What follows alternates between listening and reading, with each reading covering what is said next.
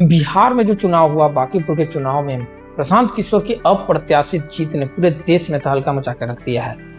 2025 के चुनाव में प्रशांत किशोर की पार्टी जनसुराज जिस तरह से हारी थी, जिस तरह से उनके मीम्स बनाए जा रहे थे, उनकी आलोचनाएं की जा रही थी, आज उनका जवाब बांकीपुर की जनता के साथ मिलकर प्रशांत किशोर ने सारे बीजेपी और विपक्ष के जितने भी पार्टियां उन सबको दे दिया और कहा, हाँ मैं अभी मरा नहीं हूं। क्योंकि उन्होंने एक बार अपने इंटरव्यू में कहा था, जो लोग ट्रोल कर रहे थे उनको ये कहा था कि मैं अभी मरा नहीं हूं, अभी मैं जिंदा हूं, जब मैं मर जाऊंगा तो मेरी बातों का मजाक उड़ाना, मेरी वर्चुअली लिखना। लेकिन प्रशांत किशोर ने अपने अथक प्रयास और जो 3 साल का जो मेहनत था उनका, गांव गांव डोर टू डोर कैंपेन, कीचड़ में, बरसात में, धूप में, बारिश में, ये जो उनका कैंपेन था, ये लोगों के मन में, लोगों के दिल में चयन करने में टाइम तो लगा, लेकिन लोग समझने में ये देर कर दिए कि प्रशांत किशोर उनके लिए एक नए पार्टी के रूप में नहीं, बल्कि उनकी एक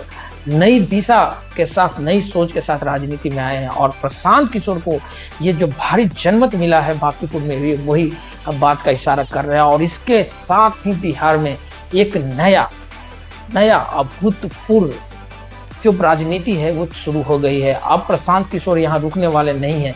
अब बिहार के विधानसभा में एक व्यक्ति ऐसा भी होगा जो मुखरता के साथ, एक प्रूफ के साथ, अपने फिगर के साथ प्रशांत किशोर सारे नेताओं के आंखों में आंखें डालकर जवाब करेंगे और उनसे सवाल पूछेंगे और उन्हें जवाब देना पड़ेगा। अब उन्हें गोल मटोल जवाब देने के लिए अब उनके पास टाइम नहीं रहेगा, उनको जवाब देना ही होगा।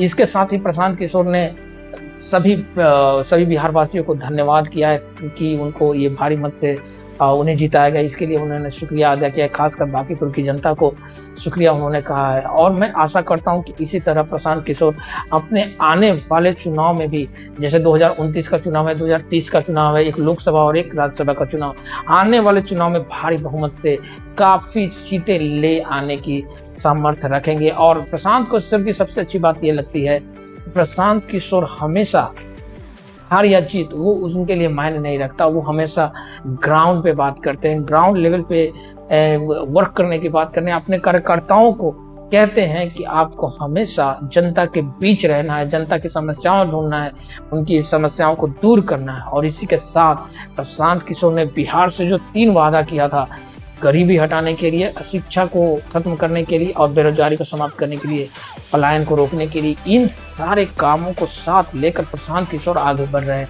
हमारी ढेर सारी शुभकामनाएं। इसके साथ ही बिहार के सभी उन युवाओं के जिनकी उम्र 30 साल से कम है, प्रशांत किशोर ज़्यादा लोकप्रिय उनके इर्द गिर्द हो रहे हैं और उनके तरफ से भी प्रशांत किशोर को बहुत अच्छे रिस्पॉन्स आ रहे हैं। और ये यकीनन बिहार में एक नई राजनीति की शुरुआत है। आपका इस पर क्या कहना है कमेंट सेक्शन में जरूर बताएं। और मेरा वीडियो आपको अगर अच्छा लगता है, अगर कोई इन्फॉर्मेटिव लगती है, तो हमारे चैनल को सब्सक्राइब करें और हमें सपोर्ट करें। धन्यवाद। जय हिंद।